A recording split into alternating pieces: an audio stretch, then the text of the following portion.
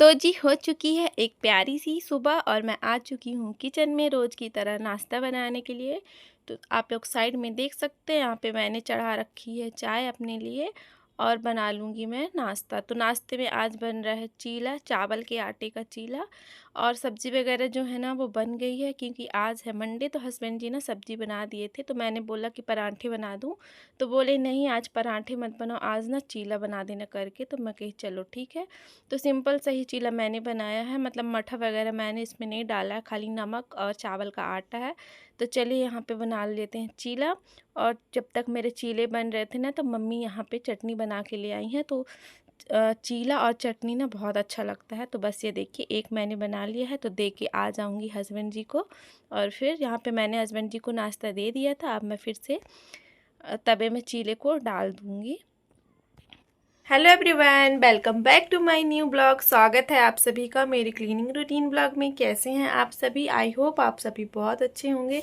तो जी अभी टाइम हो रहा है, मॉर्निंग के बज रहे हैं 11 और यहाँ पे मैंने जस्ट अभी नहा के आई हूँ। मेरा कपड़ा भी ना गीला हो गया है बालों की वजह से, क्योंकि मैंने हेयर वॉश किया हुआ है। तो चलिए चलते हैं किचन में, लंच की तैयारी करेंगे और सबसे पहले अपने लिए गर्मा गर्म चाय बनाएंगे। तो जी नहा धो के मैं आ गई थी वापस से किचन में। तो सबसे पहले तो मैं अपने लिए ना चाय बना लूँगी, क्योंकि आज मेरा फास्ट है। तो मतलब चाय पी लो ना, तो फास्ट के दिन तो 3-4 बार चाय हो ही जाती है। चाय पी लो तो एक अलग से एनर्जी आ जाती है, मतलब भूख भी लगते रहती है ना, तो भूख ना मिट जाती है। कहते हैं ना चाय पीने से भूख मर जाती है, तो मतलब भूख नहीं लगती रहती, चाय पी लो। तो इस टाइम पे ना 2-3 बार मेरी चाय हो जाती है, सुबह में, फिर नहाने के बाद, फिर दोपहर के टाइम पे, फिर शाम के टाइम पे, इस टाइप से। तो बस यहाँ पे मैं ना दूध में सारा कुछ डाल दिया है और फिर लेके आ गई थी। तो मतलब 2 ठो गंजी में दूध रखा हुआ था ना। तो सबसे पहले तो मैं ना मलाई को निकाल के रख लूँगी। तो ऐसे ही थोड़ा थोड़ा मलाई ना इकट्ठा कर लेती हूँ, तो घी भी बन जाता है अच्छा खासा। तो देखिए 2 ठो गंजी में ना दूध था, मतलब हम लोग तो कल चले गए थे ना, तो भैया दूध वाले आए नहीं थे। तो परसों का दूध भी रखा हुआ था, फिर आज उन्होंने दे दिया। तो दोनों दूध को ना मैं गरम कर ली हूँ, तो इकट्ठे करके रख दूँगी। 2-2 बर्तन में है, तो फ्रिज में भी समाया नहीं करता है ना, तो मैं कही चलो एक ही में कर लेती हूँ। तो चलिए मैंने एक गंजी में इसको पलट लिया है और इसको वापस से मैं फ्रिज में रख के आ जाऊँगी। और फिर यहीं पे ना गंजी में मलाई लगी हुई है, तो इसी में मैं थोड़ा-सा चीनी डालूँगी। तो ऐसे मलाई कौन-कौन खाता है बताइएगा? मतलब बचपन में ना हम लोग बहुत खाते थे, मतलब इंतज़ार रहता था कि कब दूध वाली गंजी खाली हो और वो गंजी हम लें करके। तो बस यहाँ पे यही आदत ना मैंने बच्चों को भी लगा दिया है। तो थोड़ा-सा चीनी डालती हूँ और अगल-बगल से मलाई को ना निकाल के मिक्स करके दे देती हूँ, तो बहुत टेस्टी भी लगता है। तो पाखी को खिला देती हूँ, या पहले तो पाखी नहीं खाती थी, फिर बेटा को दूँ ना तो देख के कि दादा खा रहा है तो वो भी खा लेती है। तो यहाँ पे मैंने निकाल लिया है। और फिर यहाँ पे देखिए मेरी चाय भी है ना जो कि बन चुकी है। तो चलिए अब चाय को हम छान लेंगे।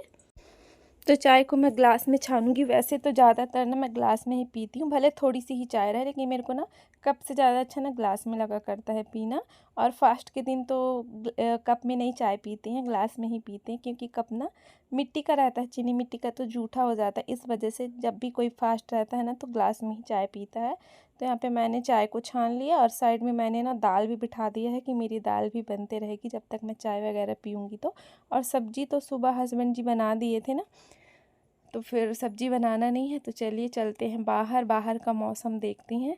तो मौसम देखिए एकदम अंधेरा टाइप का हो रखा है, मतलब बहुत सारे बादल हैं, बारिश तो हो नहीं रही है।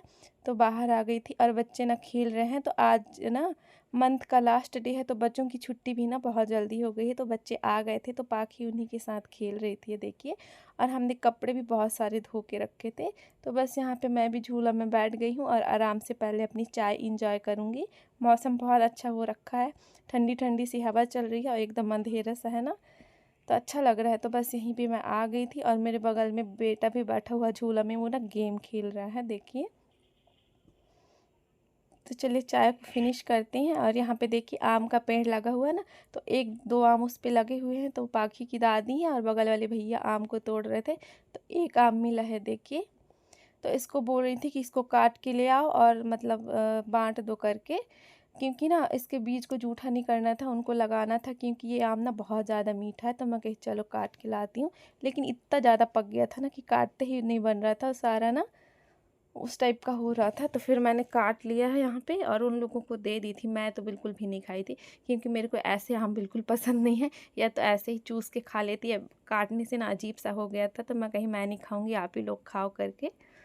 तो 2-4 आम मिले थे लेकिन वो थोड़े कच्चे थे ना, ये वाला पका था। और ये आम ना सच में बहुत ज़्यादा मीठा है, एकदम चीनी जैसे, जैसे चीनी डाल के दे दिए ना। तो उन भैया को बीज रखना था। तो चले यहाँ पे मैंने देखिए ये कर लिया है कट। अब दे के आ जाती हूँ उन लोगों को। फिर आई थी अंदर इसके बाद। और मंडे को ज़्यादा काम रहता नहीं, हस्बैंड जी ना सब्ज़ी वगैरह बना देते हैं, तो फ्री टाइम ही है। दाल तो मैंने बिठा दी है, तो फिर अभी काम नहीं था। और कपड़े भी बहुत ज़्यादा हो रखे थे प्रेस करने के लिए। हम लोग के कपड़े तो हैं नहीं, मतलब हस्बैंड जी के ही कपड़े हैं। हमारे कपड़े तो जो अभी कल गए थे तो लेके हैं, तो सारे कपड़ों को ना धो के बाहर डाले हैं। तो जब वो सूख जाएंगे तब फिर मैं अपने सूट वगैरह में प्रेस करूँगी। फ़िलहाल अभी हस्बैंड जी के 3-4 सेट कपड़े हो रखे थे, तो मैं कहीं इसको ना कर ही देती हूँ। अब उनको भी टाइम नहीं मिल पाता है ना, नहीं तो वही कर लेते हैं, मैं नहीं करती क्योंकि उतने अच्छे से मुझसे नहीं आता है। मतलब क्रीज वगैरह ना मेरे से बना नहीं करती, ख़ास करके ड्रेस की इधर उधर हो जाती है। तो मेरे को बोला करते हैं कि अच्छे से क्यों नहीं करती हो, तो फिर भी मैं कर ही देती हूँ कि ऐसे ना पड़े रहें कपड़े करके। इसी बीच में आ गई थी पाखी, जो कि अपनी स्लीपर मांग रही थी और दादी के साथ कहीं जा रही थी। तो मैंने उसको स्लीपर दे दिया है, तो वो ना चली गई है। और कपड़ों को जब तक मेरा प्रेस गर्म होता है तो मैं कपड़ों को ना अच्छे से सीधा कर लूँगी। सारे कपड़े ऐसे ही उठा के मोड़ के ना रख दिए थे कि प्रेस करेंगे करके, तो सीधा नहीं की थी।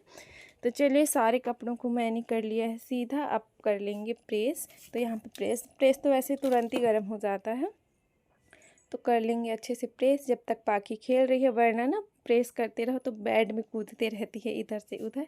तो अभी इस टाइम पे मम्मी भी बाहर है और पाखी भी बाहर है और बेटा भी बाहर ही है, झूले में बैठा है, गेम खेल रहा था। तो मैं कही चलो आज बस और खेल लो, कल से तो भैया स्कूल ही जाना है, कल से मोबाइल वगैरह सारा कुछ बंद।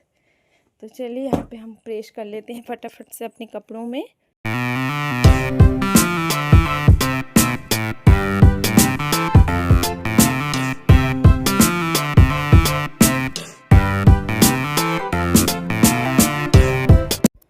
तो जी यहाँ पे ना सारे कपड़ों में मैंने प्रेस कर ली हूँ। और इतने में ना मेरा फेस पूरा ना पसीने से भीग गया था। भले ही मौसम ऐसा हो रखा है, पर कुछ भी काम करो ना तो पसीना बहुत ज़्यादा आता है एकदम।